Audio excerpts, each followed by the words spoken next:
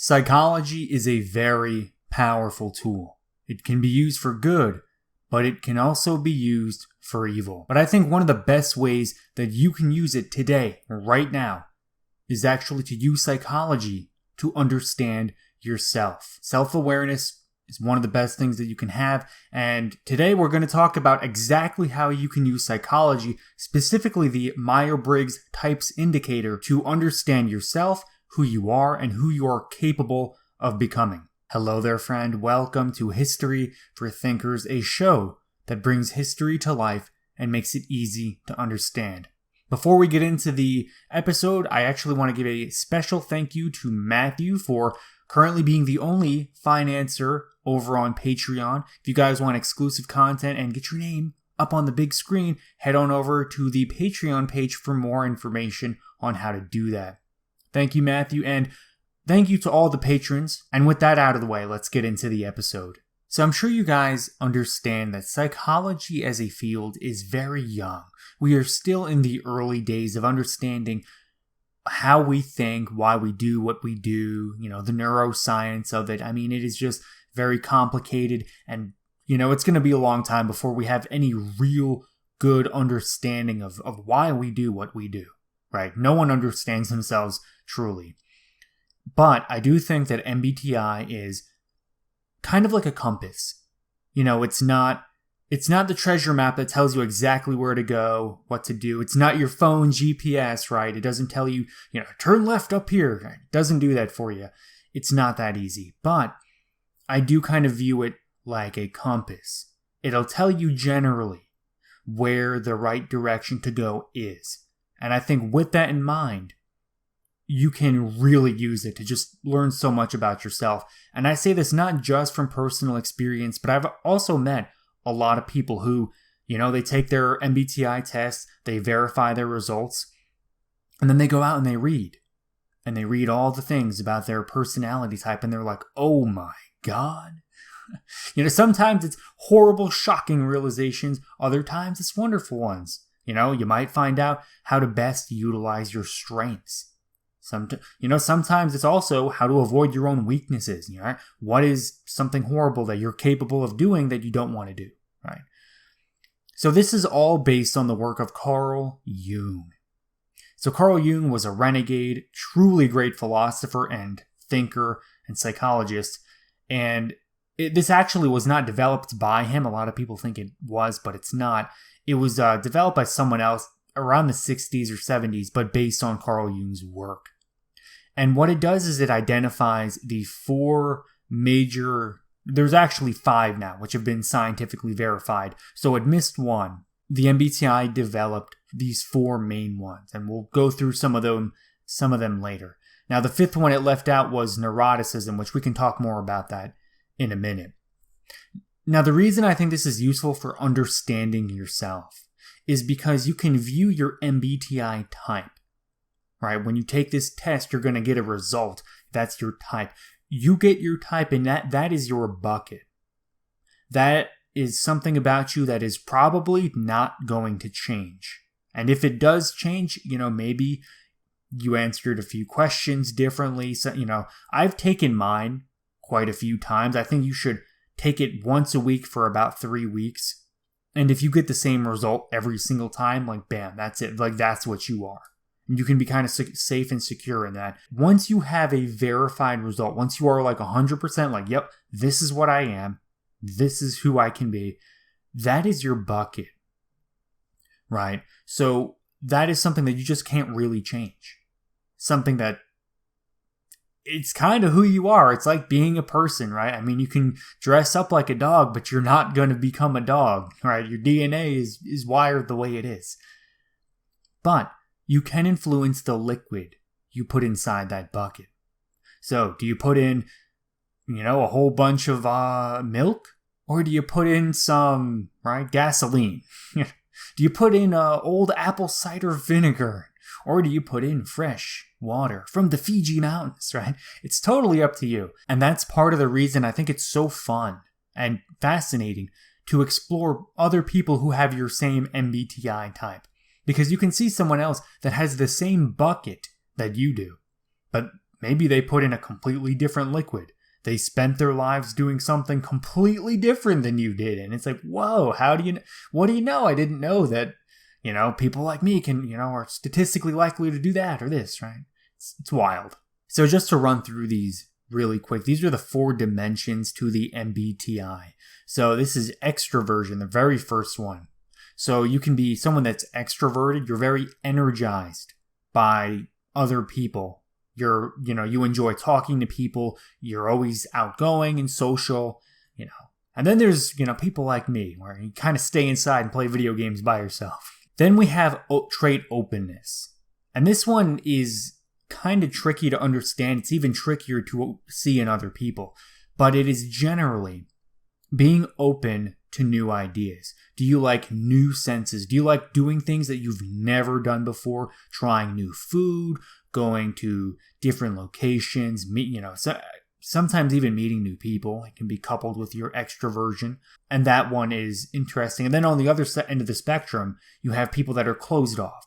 People that, they like to stick with what they know. People that, maybe they don't leave the house very much. Maybe they keep, they kind of fall into a rut sometimes. And that can be, something you learn about. Then there's trait agreeableness. So this one is how well I don't want to say how well you get along with other people, but how much you alter your inner state to match that of those people around you. So if you find it really difficult to say no, you are probably agreeable. People that are high in trait agreeableness tend to be people pleasers. And they'll do it to such an extent that they actually feel bad. They hate it. They hate that they just cannot say no to people, that they can't cancel plans or, just tell that weird guy to screw off because you're not interested. It's really difficult. So being high in trait agreeableness, pretty wild. God bless, I am disagreeable. So thank goodness for that. I'm glad those are problems I don't have to worry about. And then we have conscientiousness. And this can be described in many ways. I'm sure you already have a good idea of what it is, but you can think about it like, do you like to plan?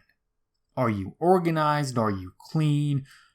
If you look at the files on your computer, do you have everything, alphabetized and labeled and, properly in the right places and, categorized? You're probably high in conscientiousness. If there's just a bunch of random files floating around on your desktop and there's just chaos and a random picture from a family vacation in 2007 right next to your nudes, probably not very conscientious, especially considering the nature of that artwork. So when you go on Google and you search up MBTI test and you take that test, you're going to get a result based on these 4 criteria. So with that out of the way, some of them do and some of them don't include trait neuroticism. And that is how susceptible you are to negative emotions. So if you are the kind of person that, you wake up, you're feeling great, you go outside and you see it's raining. And then all of a sudden your day is just shot. It's completely ruined. You're miserable. You're grumpy now. You're, nagging your dog to stop pissing on the floor. If that's the kind of person you are high in trait neuroticism. But on the other end of the spectrum, you could be someone that's, totally unbothered by anything, right? You can be like total stoic. So again, it's just going to depend on the test you take, whether or not they include something on neuroticism. I think most of the big ones do include it, and it'll be like a dash at the end of your results. So it'll be like dash T, for turbulent. I forget what the other one is, calm like a storm, So if you're turbulent, you're very neurotic. Focus on the bad stuff all the time. So once you guys have taken your test, you've gotten your results, you have verified it, you've thought about it, right? That's an important part. You got to make sure that you actually have the right results. If you are really charismatic and you talk to a lot of people, but it says you're an introvert, there may be an inconsistency there, right? So just kind of use your own common sense, right? Sometimes these tests, sometimes you get the wrong result, right? Once in a while you will. But if you take the test, I'd say like 3 to 5 times and you regularly get one over the other, I would generally lean toward that way, And again, use your best judgment. But once you have your results, you're going to look back on history and you're going to say, oh, hey, there are some people that have the same bucket that I do, but they've put in some very different liquid. They've gone to some pretty wild places, man. This one guy, did it with a cow, and this other guy saved the entire planet and ended world hunger, but only for one day, right? You just don't know. It's just crazy stuff. So I'm going to show you guys some of what I have done on this. So I tested as INTJ. And the first thing I did was, all right, cool. I don't know what that means. So I read a little bit about it, and then I started looking up some of these historical figures that have been INTJ. And I noticed that a lot of them tend to be more academic. They like to come up with theories. They like to be writers and thinkers, stuff like that. So kind of made sense. It, was very eye-opening. And it kind of validated a lot of the things about myself I had already previously believed. So someone I've kind of picked as a big person to emulate has been Friedrich Nietzsche. So he was, if you guys watch my channel, I hope you've heard me talk about Nietzsche by this point. If not, you probably don't watch my channel. So he was a famous philosopher, and he really kicked off existentialism, and, he just had so many good ideas, and, I'll fanboy him a little bit more later, but he has kind of been one of the kind of people I want to emulate. I want to be a forward-thinking person that can write really well, that can change someone else's life with some of my ideas. So that's something that I can aspire to do. That's something I can work at, and then there are other people too, right? So there's like Isaac Newton. I think Ayn Rand was even up there. So I've got some people that are INTJs that I can kind of try to emulate to the best of my ability, recreate some of their greatness in my own life, if, I'm anywhere near capable of doing that, right? Now, once I've got the good ones, I also want to find some bad INTJs, people who I don't want to be anything like. Maybe some of their flaws, I just want to avoid it. After all, we INTJs, we have Hillary Clinton and Mark Zuckerberg, of all people, right? So I don't necessarily want to emulate all INTJs. But on a serious note, though, another famous INTJ who was really influential was Karl Marx. Now, Karl Marx, infamous for communism, he was indirectly responsible for the deaths of millions of people, right? Communism is a terrible ideology, but at the same time, that does not mean that Karl Marx and his ideas were fundamentally all wrong, right? Now, some of the stuff, very loopy, very out there, right? Let's acknowledge there is some stuff he said that was bad. But he still had a lot of accurate and valid criticisms against capitalism, against, Western society and imperialism, and, so many of the things that he criticized. He actually did have a point. Now, when you make valid criticisms against something, right, you're basically just complaining. You're just pointing out the bad. Man, this sucks. And it's important to, come up with an alternative, right? Lead, follow, or get out of the way. So you're going to lead people to something new. That's what Karl Marx tried to do. But instead of leading them to something better, he somehow led them to something worse. So part of the lesson I've taken away from Karl Marx is that if I feel the need to criticize a system or an institution or a way of doing things, I need to actually have an alternative that is better. Because otherwise, right, you don't want to lead people to something that's worse. And then we also have the Unabomber, who is a very enigmatic figure. And, guys, I'm not going to lie, I'm very morbidly interested in some of his writings and what he did and the way he lived his life. Like, there is just something about living in the middle of the woods in some tiny cabin, living off the land, completely off the grid. No one even knows where I am. There is something about that very much appeals to me.